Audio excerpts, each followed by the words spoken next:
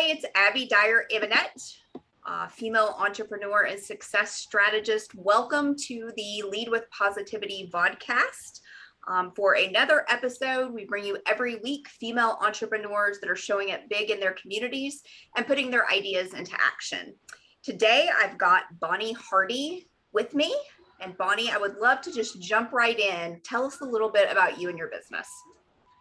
Hi, Abby. Hi, everybody. Thank you for inviting me to be on your podcast today. I appreciate it. My name is Bonnie Hardie. I am a mindset, life, and gratitude coach. I'm based in Central Florida. And what I do is I help empower people to live the life of their dreams. I am a vision board expert. I am an author for Medium. I write for Medium. I am a contributing author in the best-selling Amazon book, 365 Days of Gratitude. So I'm really into helping people to live the life of their dreams, showing gratitude and having a positive mindset and just going forward to what they want to do with their life. Excellent. Tell me a little bit about what motivated you to start your business. Okay, well, I used to be homeless. I was homeless the whole summer of 2016.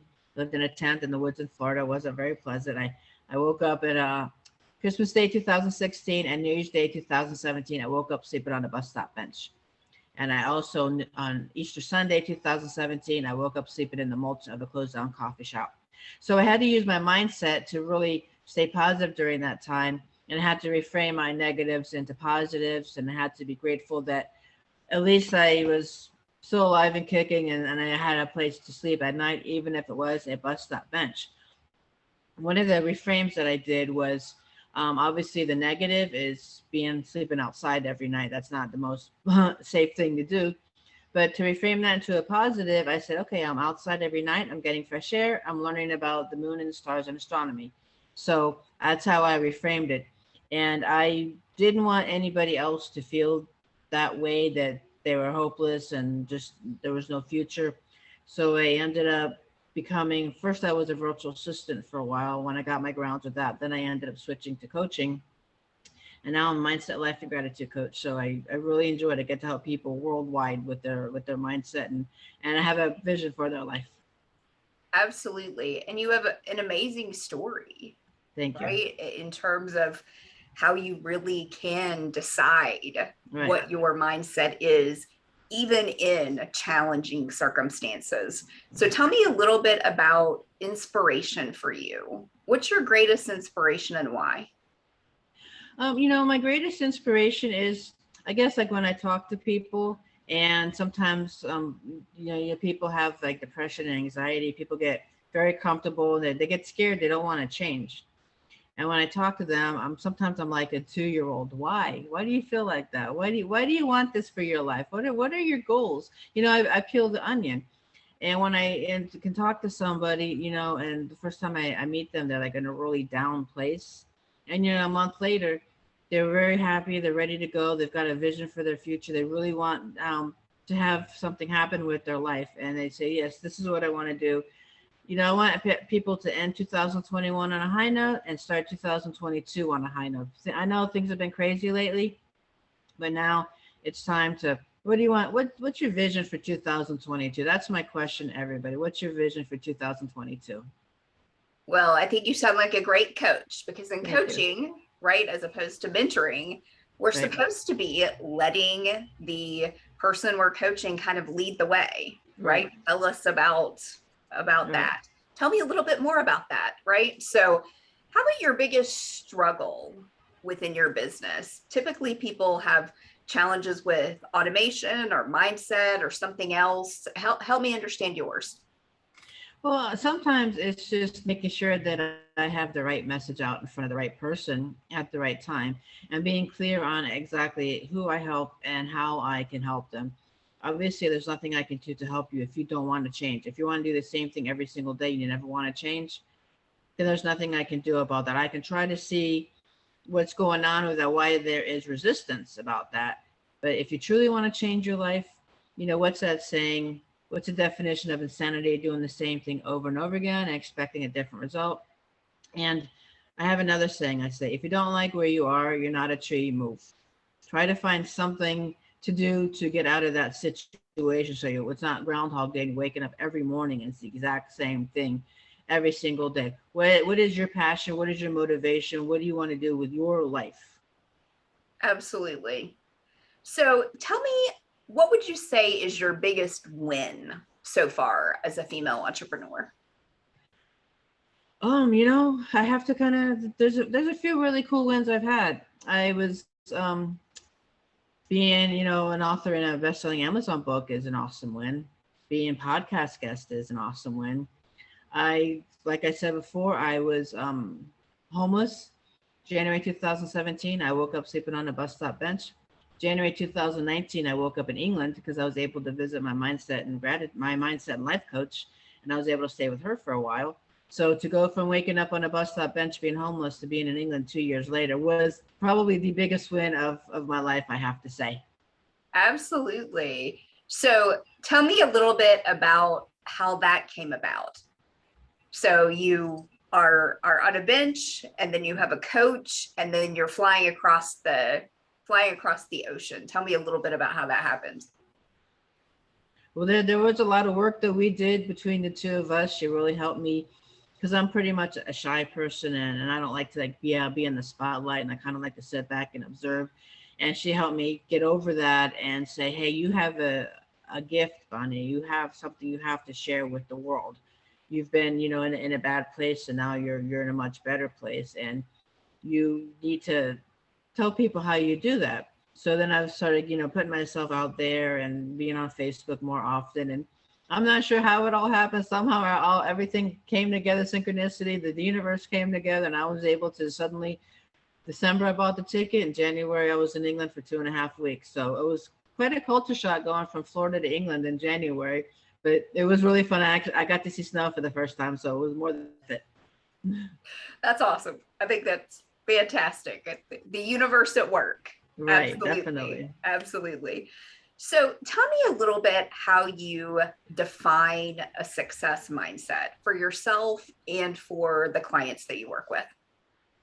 Well, a success mindset, I would define it as, thinking about your goals and be able to get over your limitations, because some people, they don't, like I said, they don't want to put themselves out there. They want to stay by themselves.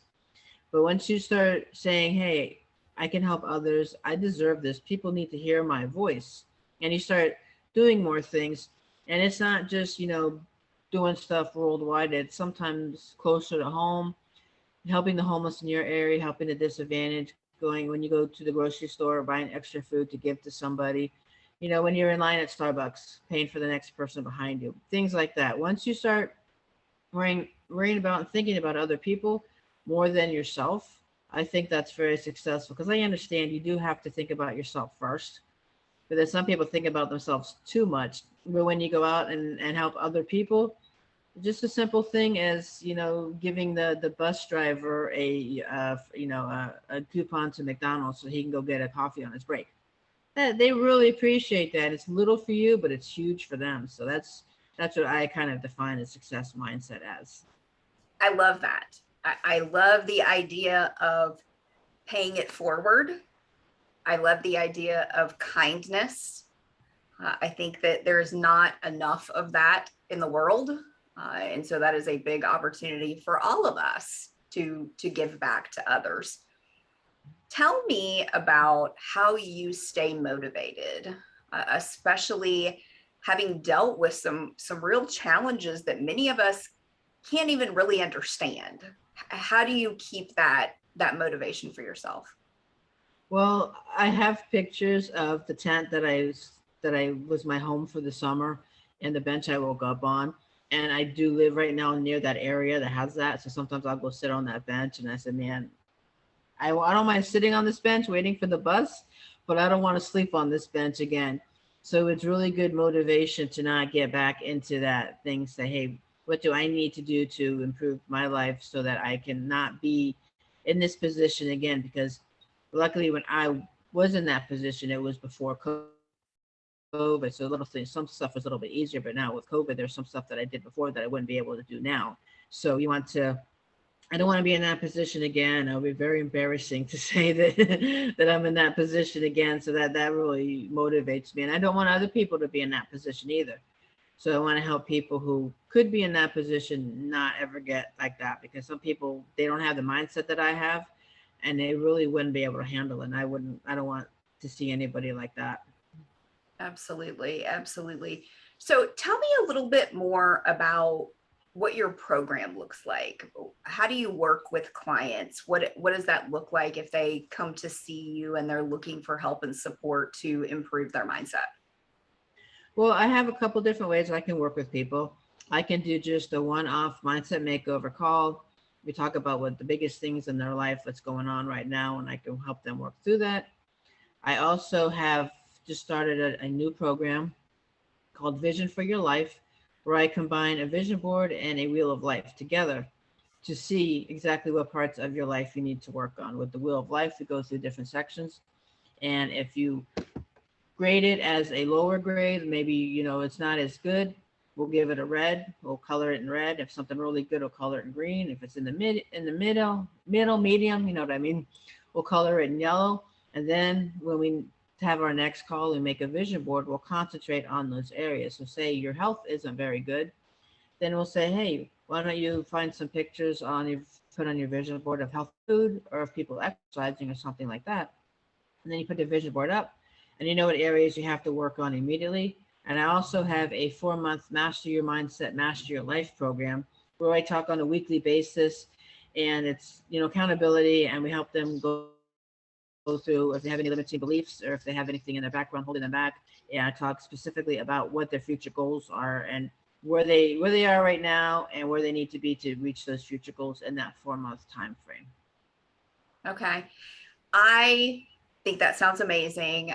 I also love vision boards, right? Mine is back here, my paper one, right? I am working on transitioning myself to the electronic version, right? I find with the electronic version, there are too many choices, right? Yes. Bubble narrowing down my vision board. It's crazy. But tell me, from a vision board perspective, what kind of tips would you give folks about creating them, using them, and how you really make them something that works with you as you're trying to improve your mindset? Well, I have them think about, some words that I put on my vision board is motivate, inspire, and I put stuff for health on there and things like that. And it's like, what do you want the most for your life in the next 6 months? I told somebody they're interested in taking a cruise. I said, well, go to the cruise line's website and get pictures of the cruise ship and get pictures of the island you're going to go to and put that on your vision board. And then when you actually go on every time you see your vision board, you're going to be like, hey, I want to take a cruise in the summertime. And you're going to be more motivated to do things. And, what's that saying? Is what you're doing today going to get you to where you want to be tomorrow? So if I want to take a cruise next summer, put this stuff on my vision board and do what I need to do, start saving the money, start deciding where I want to go on the shore excursions and things like that. So the vision board, when you actually see it in front of you, that's really, really powerful. That's what I really like. Excellent. Absolutely. And I love words. Right. Not only is it pictures of things that you might want or experiences you might want, but words are so incredibly powerful. Right. And they are an important piece of our vision boards. So if you had an opportunity to work with a kind of an ideal client, and you had one of your programs, how do you kind of decide what the best approach is with a particular client and which way you're going to go in supporting them? Well, I would see, where they think they need the support the most, or where both of us think they need the most support. And we, start from there, talk about, what their goals are for the next several months. And you have to have like a long-term goal, and then you have to break it down into smaller goals. And we would just kind of meet in the middle and see, I would make sure that they'd be a good fit for my program, that they're going to be have the finances for it, that they know what the like the time frame is, how often we meet, what we need to, what they need to do to be successful. Because I don't want anybody to not be successful. I want everybody to be. I want to promise little but get a lot. So I want to, what's it called, under promise and over deliver. So I want you to, within a few months of working with me, I want you to reach your dreams. I want you to be able to step out of your comfort zone. I want you to just really live your life. And if you want to quit your job and start your own business, I can help you with that. Well, what makes you happy? What makes you tick? That's my job as your coach, is to see what that is for you, and then how I can help you get to where you want to be in your life. Absolutely. Absolutely. Okay. One last piece of advice you would give other female entrepreneurs. I would give a female entrepreneur, excuse me, I can't speak. My last piece of advice would be, go for it. Figure out what it is you want to do with your life, what makes you happy, and go for it. And just, do you, and don't worry about what other people are doing, and kind of stay in your own lane. And if it makes you happy and it's making other people happy, making other people successful, do it. Just basically go out and do it. And I've been doing seminars. I've been asked to be in another book. I've been on podcasts. So just get out and do it. You got to put yourself out there. You got to get out there and do it. Decide what you want. Decide what you want 2022 to be for you. And then get out there and do it, and let me know what kind of support and help I can give you to do that for you. Excellent. Well, Bonnie, it has been a real pleasure getting to know you and hearing your story. I thank everyone for joining us at the Lead with Positivity Vodcast, where action-taking female entrepreneurs like Bonnie are showing up big in their communities and telling us their stories as only they can. If you liked this, please hit subscribe, and we'll see you next time. Thank you. Thanks, Bonnie. Bye, everybody. Thank you.